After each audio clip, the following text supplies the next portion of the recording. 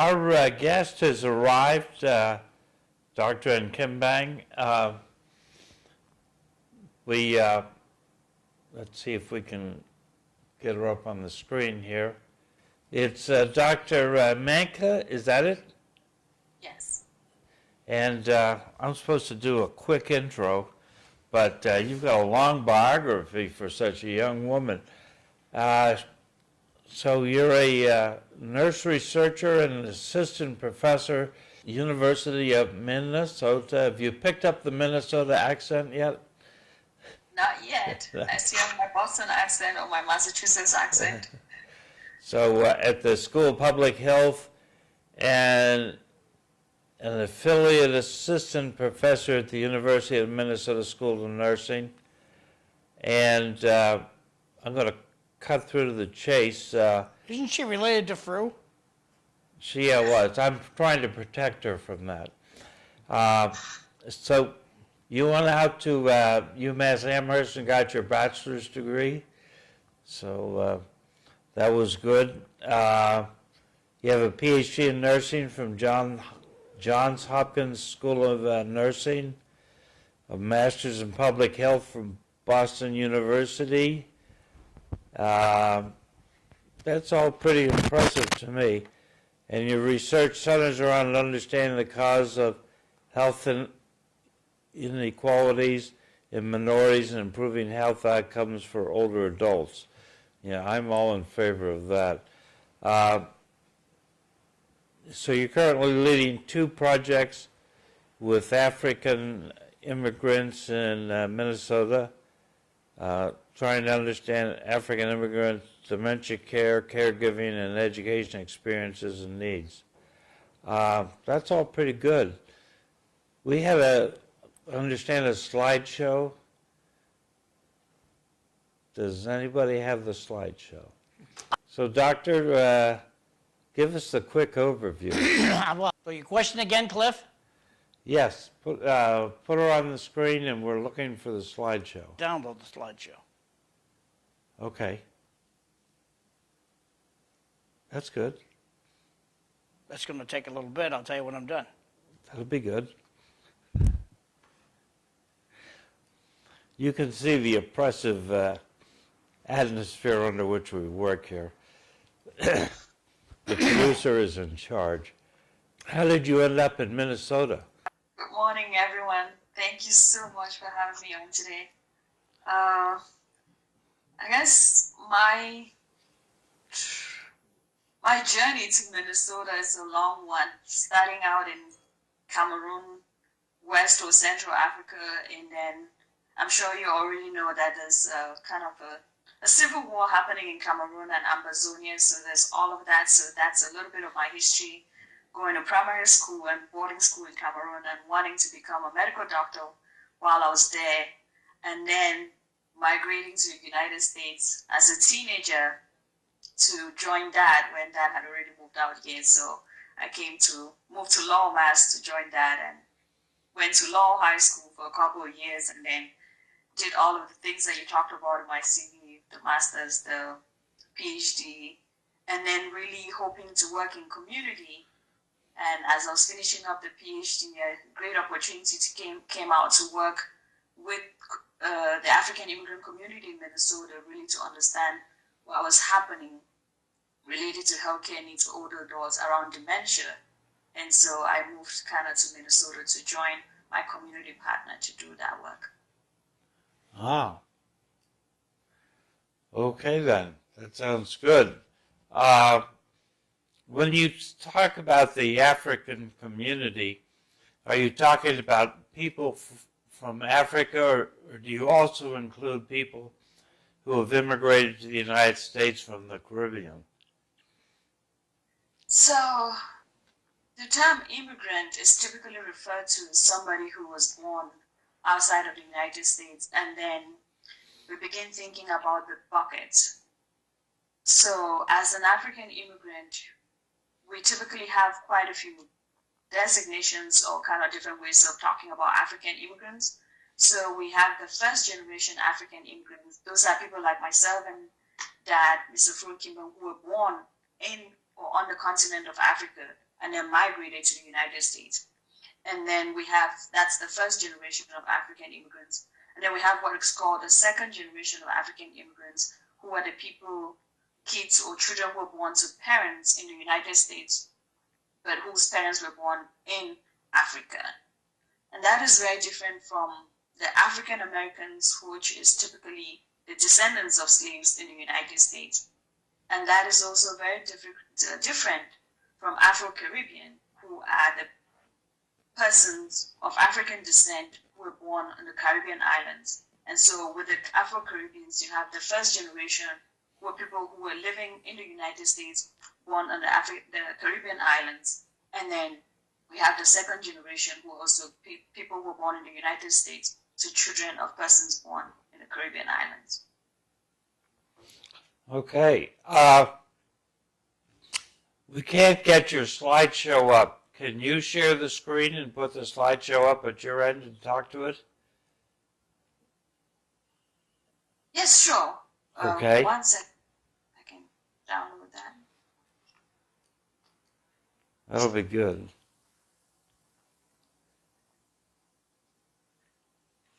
So, do you get out to Minnesota often, Fru?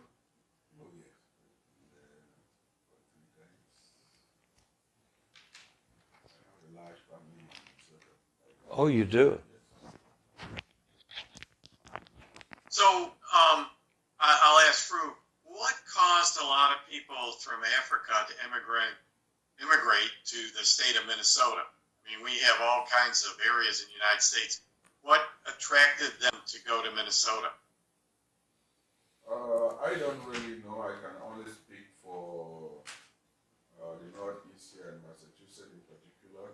Most of us who came here, we came in, for education, and most of us who are here, we got our admission into universities here all the way from Africa before we came. So our foundation was already laid in Africa.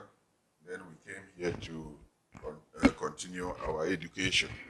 So as the trend has changed, in Minnesota, I don't know, but wherever there is a concentration of the immigrant group, they have new arrivals always gravitate towards where they would be welcomed by their kinsmen who are already there. So I would think that it's because one reason could be that there were many Africans who were in Minnesota, and the new arrivals also go there because they would easily acclimatize and settle with the community. Okay. I think we're ready for the slide presentation. I can add a little bit to what Dad has talked about since I'm a Minnesota resident now. And so basically, we typically find that there's kind of like 3 buckets of reasons why there's a lot of people migrate. So we have the people who are migrating, like Dad was talking about, for economic opportunity. So people looking for jobs, people furthering their education. And so we have a huge generation of immigrants that came to the United States for that. And then we have another group that is persons that are migrating because of civil war and other kind of things that lead to refugee and asylee status. And so we have people who are being brought together by the Refugee Commission. And those persons often are settled in states and countries that are open to accepting them.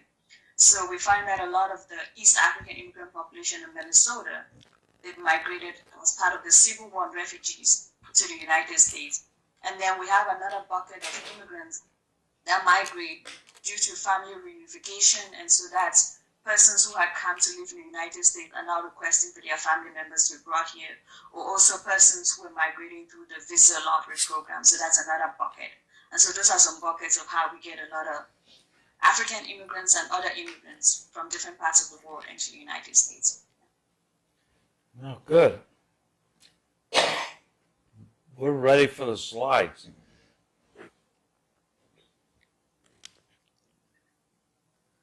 Sure. Can you all see the slides now? Yes. Yep. Perfect. So I talked a little bit about my roots, and I would maybe just take this moment to talk about how I got into the research with older adults or research in general.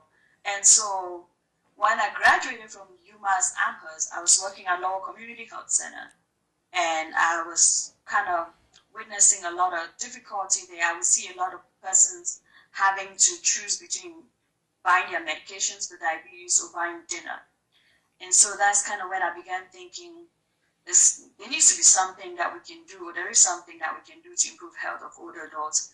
And at that time, I was thinking maybe policy change can improve the health of a community, can enable people to get a good dinner and also buy their medications. And so that's how I found myself to Boston University to study health policy.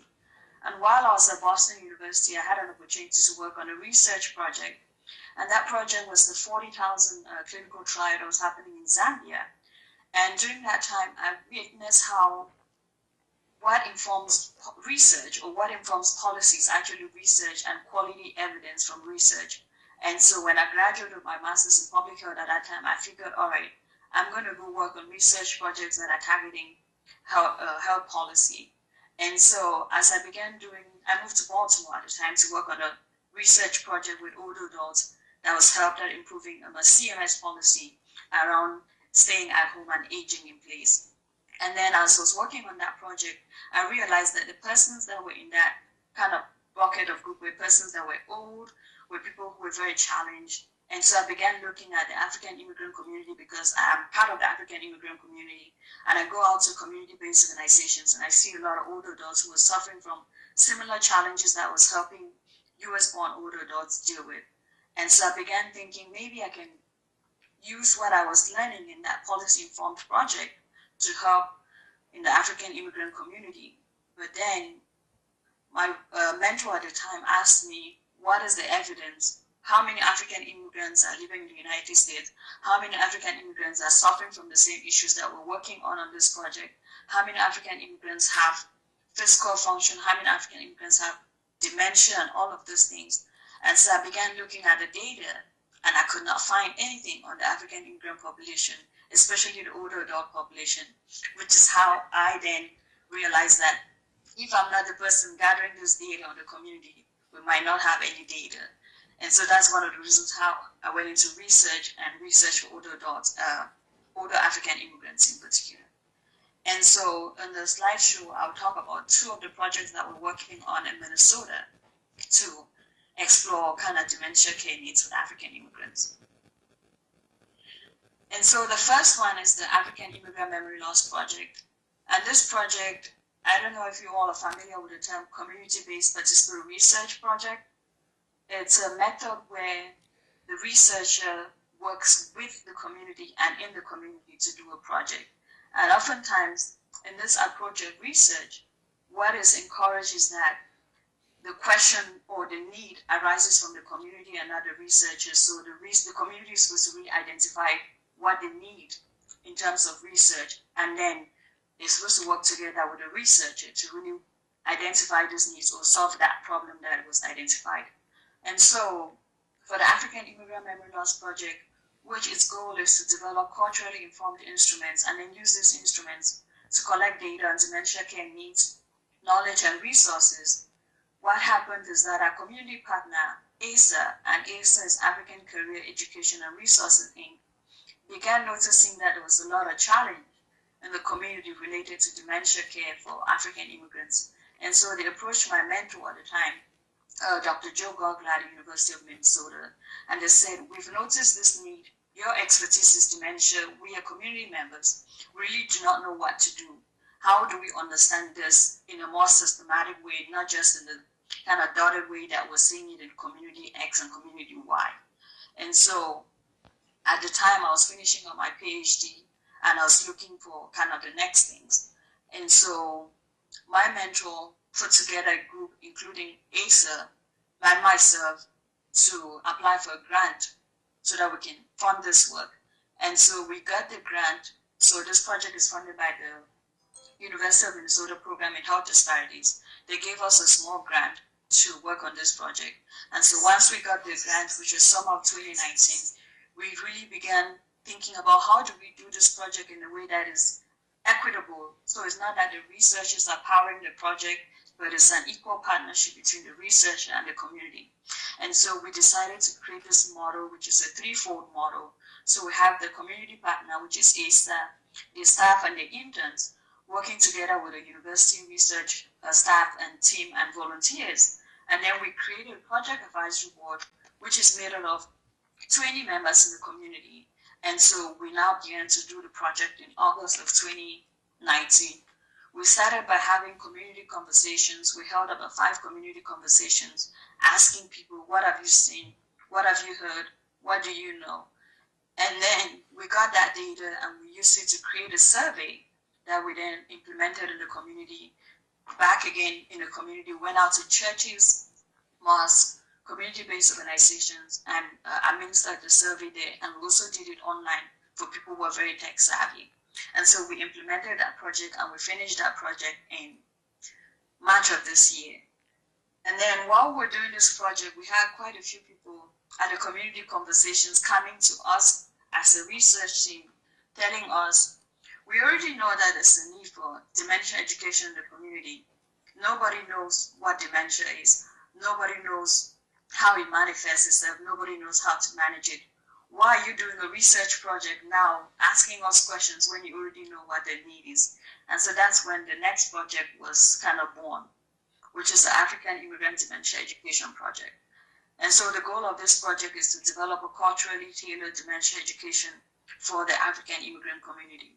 And so that project was started about the fall of 2020, a year after the initial project. And so we'd use the same leadership model since we found out that the model was working in the past with the other project. We're working in partnership with our community partners, and we also have a project advisory board. And we've now developed a dementia education program that we're just about ready to launch in the community. And we're hoping to really help people understand kind of the needs around dementia in the community and also provide resources.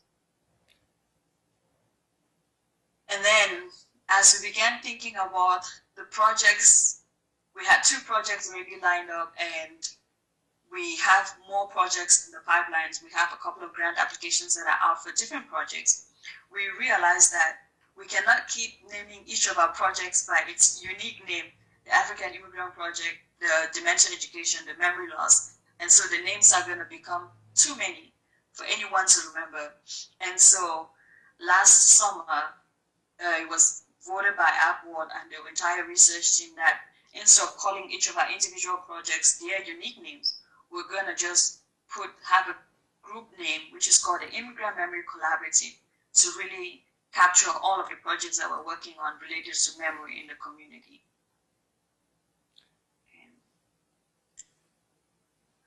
And I wanted to highlight the methods that we're using. Again, as I mentioned, it's a community-based participatory research approach. So we have project advisory board meetings, and what we do at these meetings is really have a consensus style of agreement, making sure that everyone's voice is heard. We take notes at these meetings so that we keep track of what we're doing. We're having conversations in the community, asking people to really share their own personal experiences.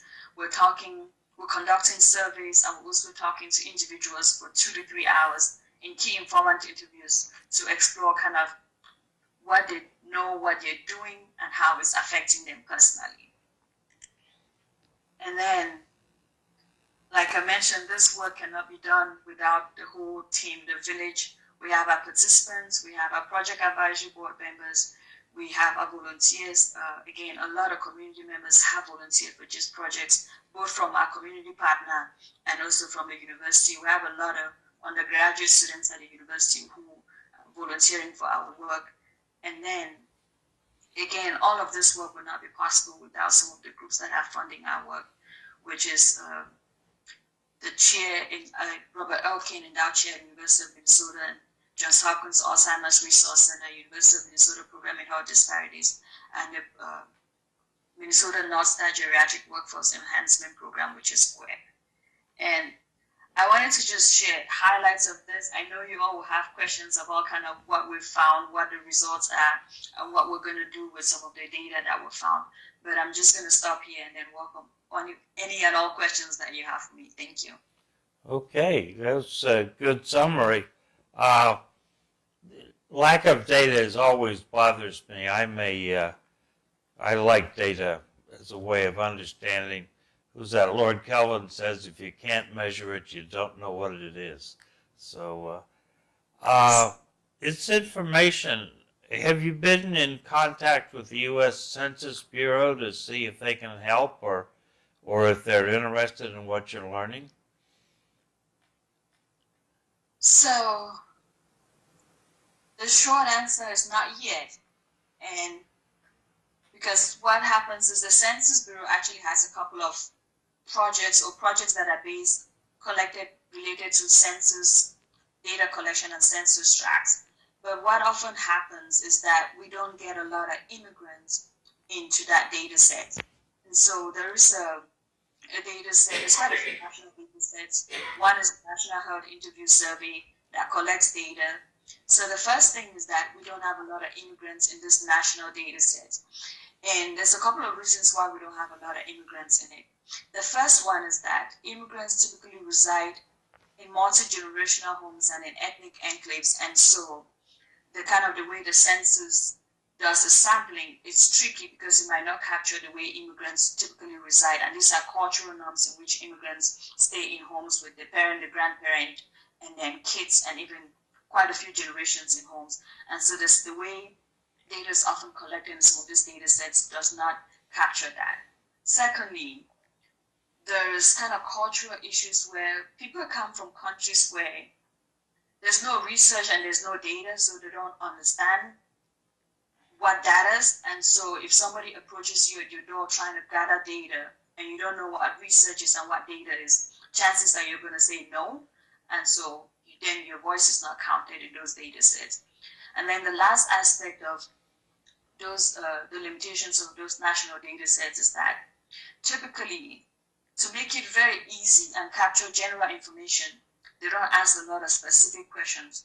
So when we're thinking about a disease or medical condition such as dementia, the way it's captured in many of the large data sets, it's in 2 to 3 questions about memory. But dementia is much, much more than memory. And so we're limited in the way it is actually being measured. And we as researchers cannot do much with a limited measurement in those data sets. And so oftentimes we actually have to go and do a unique research project with whatever group we're interested in to measure it in a targeted and more valid way. You said dementia is more than memory. In my mind, dementia is a problem not able to do put things together as well as lots of memory. How do you define dementia? So dementia is an umbrella term for quite a few diseases, and dementia really is caused by brain death, and there's so many reasons that can lead to brain cell death. And what happens is the symptoms or the challenges that you find you have, or a person with dementia has, are related to where there's a problem in the brain. So if memory brain cells are dying, then you have a problem with memory. If critical thinking and judgment are affected, then you have a problem with critical thinking and judgment. And a challenge with critical thinking and judgment could be somebody trying to go to the bank to get money and walk into the bank and forget what the bank is and what they're supposed to be doing. So basically, dementia is an umbrella term for a lot of diseases. You have Alzheimer's dementia, you have vascular dementia, you have Lewy body dementia, and those have different unique causes, but all of it leads to brain cell death that then affects cognition, judgment, affect, mood, and a lot of things that the brain normally controls. We all know that the brain controls a lot of things, a lot of processing, and a lot of things that we do. So if there's loss in any brain cell function, that then affects the symptoms that a person with dementia is going to witness or recognize. Or the family members, the person with dementia at times does not even recognize the symptoms. It's the relative who is living with them and dealing with them that's going to say, oh, mom is actually behaving differently, dad is behaving differently, my brother is behaving differently. And so that's kind of what dementia is. Have you found any groups that don't have this dementia, don't suffer from, say, Alzheimer's? So we haven't found any kind of groups that do not have dementia. What we found is that African Americans or blacks have double the risk of dementia, and Hispanic or Latino Americans have 1.5 times greater than white, the risk of dementia. But as far as we know in the literature, all races, all groups of persons have a risk of dementia. And so it just depends on what kind of dementia and what your unique risk are, and even your lifestyle and all of that good stuff. Yeah. Yeah, I'm familiar with dementia because my mom, who's 90, has dementia. She's in assisted living in a full 24-hour care facility. And we saw it coming, for the last 5 years. And it's unfortunate, but I know they're doing more and more new research on looking at Alzheimer's and dementia. I guess they've finally isolated the protein that is causing some of dementia, and I read that there's going to be a new blood test on the market next year that might be able to predict whether you're going to have Alzheimer's or dementia, that you can have early intervention with treatments for. Yes, that's really the exciting news, because for the longest time, the research on dementia was kind of really stalled, but we're excited. The research that you're talking about came out of Mayo, saying that there's this new blood test that could really help with diagnosing Alzheimer's related dementia. And so that's something that is very exciting, and we're looking forward to hopefully having a couple more projects and more studies support that particular claim, and then going from the research into practice, which is where we really see clinical effects once it gets from research into clinical care. I think the biggest impediment, whether it's the group that the African group that you're doing research on, or any other group, is being proactive to educate people on lifestyle, diet, and also being made aware of this new research that can prevent what's going on.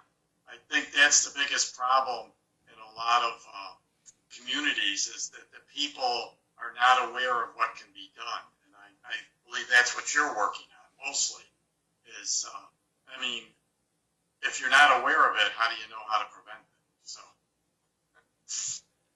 Yeah, that's definitely one of the biggest challenges, especially in many communities. Yes, unless you have a family member or relative who had dementia, you really do not. You can know the terminology, but you do not understand what it means for someone to be living with dementia, and especially to then be able to recognize how to help that person.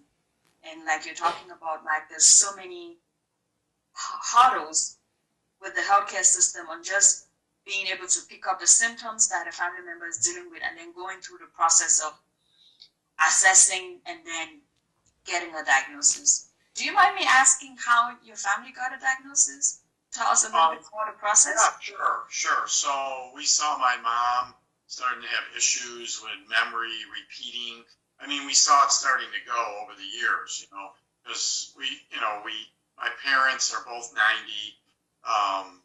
We visit I have two other brothers and a sister, and everybody would visit on a regular basis. So we got together, and I was mostly taking my parents for their medical appointments, all that kind of stuff.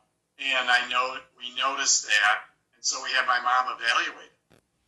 And that's how we got the dementia diagnosis with Alzheimer's. And then we took more proactive steps. Actually, my dad's doing okay, but we had him evaluated also. So we have a baseline. And that's what I'm talking about. People don't realize the things that can be done to be proactive. Can you talk more about evaluation? Because I don't think a lot of people understand.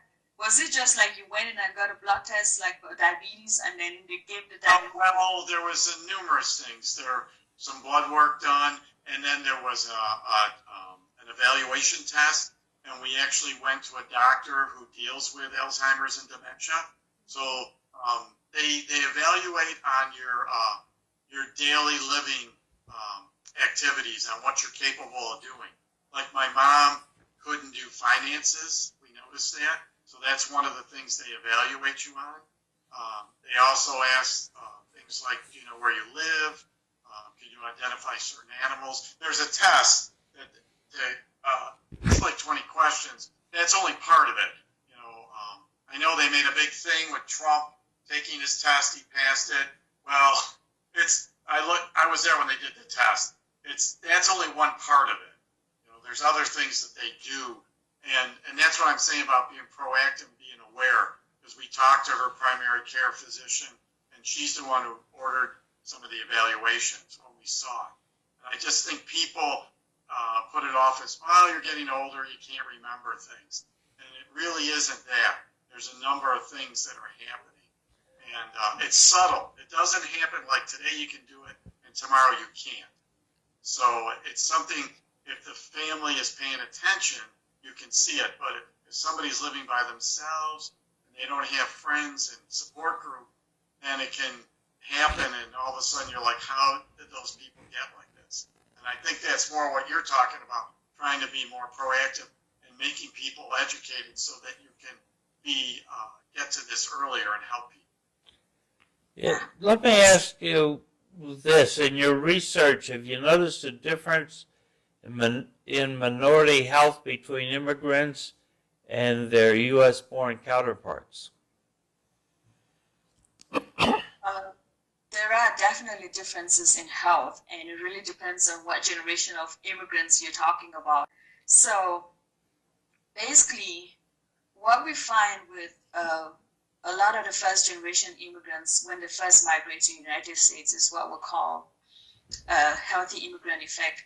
So in some ways, they are typically healthier than their US-born counterparts. So if you're thinking about African immigrants and African Americans, so these are the Black population, you find that the African immigrants who recently came are healthier. And there's a lot of reasons for this, because the process of immigration itself, it's very, very difficult on the person's brain. So we have, for the people who are migrating, not because of civil war or kind of migrating in search of better opportunities, you actually need to be able to be really healthy to undergo the process of traveling. So if you're thinking of an immigrant, let's say from Cameroon, there are some villages in Cameroon that you have to travel 3 to 4 days from that village to an airport to migrate to the United States. So if you're thinking of traveling, you need to have the financial resources and you need to be able to be healthy enough to do all of that travel and going through the whole process. And so in some ways, it's not surprised that the immigrants that we're seeing here are healthier, especially for those who are migrating voluntary, because the journey itself already requires health. Then, for the persons that were non-voluntary or involuntary migrants that are coming because of civil war, we often find that they are coming with a lot of trauma, civil war trauma, violence trauma, and all of those things. And so their health, especially mental health, is really, really bad.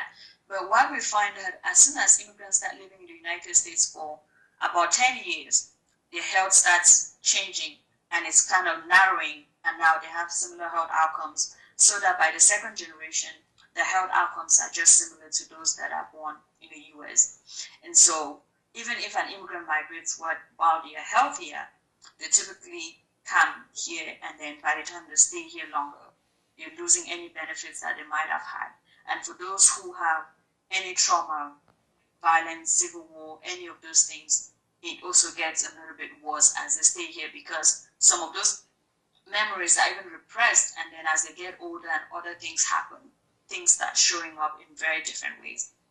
And then I just wanted to go back to something Mike was talking about to clarify about the process of diagnosing dementia.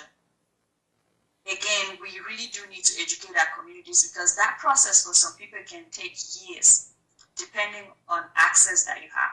So like Mike was saying, it starts with your primary care doctor, and that's if you have a primary care doctor. So we have a lot of immigrants who do not have primary care doctors. So that's a challenge.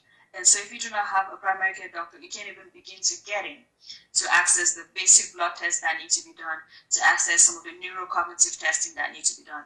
And then once you get that done, you refer to a specialist, typically a neurologist, a neuropsychologist, others, geriatric internists, depending on who's specializing in what kind of dementia that's been suspected.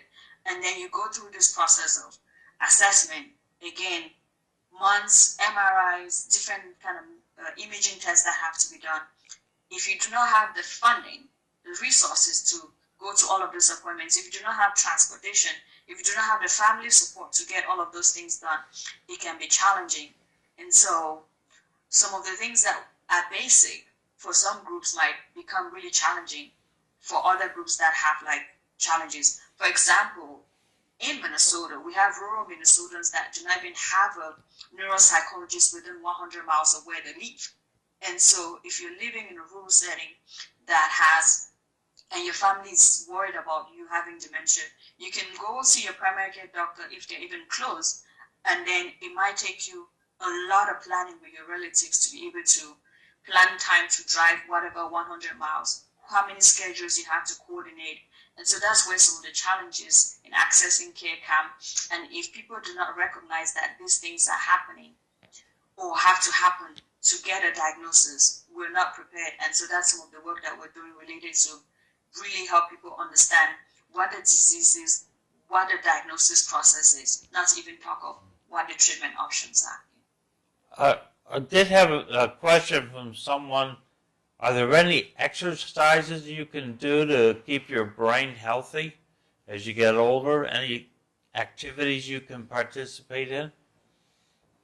So, a couple of the risk factors for dementia are behavioral linked. So, obesity has been known as a risk factor for dementia.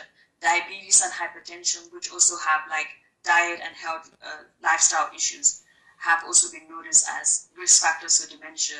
So whatever you can do to limit or reduce your risk of diabetes and obesity. So physical exercise is a good thing.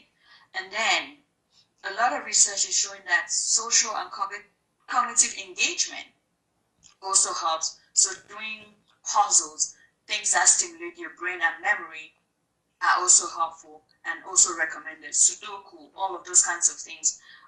Websites such as the Alzheimer's Association website often have a lot of those educational materials. AARP also has quite a few educational materials, so people can access some of those materials from there. They have quick puzzles, word games, and all of those things that you can do to stay cognitively intact and just keep boosting your cognitive function. Yeah. I saw the biggest decline in my mom because of COVID, because everything was shut down. They had no social interaction. And it's not just her. I mean, it's affected a lot of people, in a lot of ways. So I'm very aware of what you were saying. Yeah, there's a lot of research that's saying that social isolation is also affecting memory. And again, a remedy for that is doing what you can to stay socially connected. In times of COVID, maybe hanging out over Zoom, doing whatever you can with family members. If you are relative to an older adult, just stay in touch, contact them, reach out as often as you can and engage them, engage in games, puzzles, really try and work in to keep persons, especially the persons living with dementia. A lot of people think once you're diagnosed with dementia, then it just goes downhill. There's a lot of work that needs to be done. And that's what we're finding, that a lot of older adults were dying during COVID related to just being isolated in those facilities that they were residing in, is because there was no contact with the outside world. And so we as family members of persons who are living with dementia really need to continue engaging them in as much as we can in various activities of daily life. If the person can still do just a little bit of breakfast prep, help them, support them, do that. Don't just go in and start doing everything. That really helps makes everything worse, because they stop doing whatever they can and then just depend on you to do it, which is not good for their cognitive and physical function. So if you're a person or you have a relative that is living with dementia, take the time. It takes much more time to be able to involve them in different things. So just schedule the time to be able to involve them. If it's bathing and dressing and grooming and eating, it's just going to take a little bit of time. But that time engaging with them and involving them in those tasks is very, very important for their own well-being.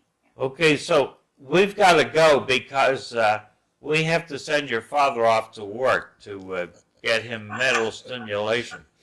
But I really appreciate you coming on and talking about this. And at some future date, if you have new information, please feel free to reach out to your father and we'll get you on again. Thank you. Yeah, thank you so much. Yeah, it's great information, and it's very unfortunate that people aren't being treated early enough. But I think things are looking good on the horizon, though. We're gonna go. Okay. We gotta Bye-bye. go, Mike. Thanks. Bye.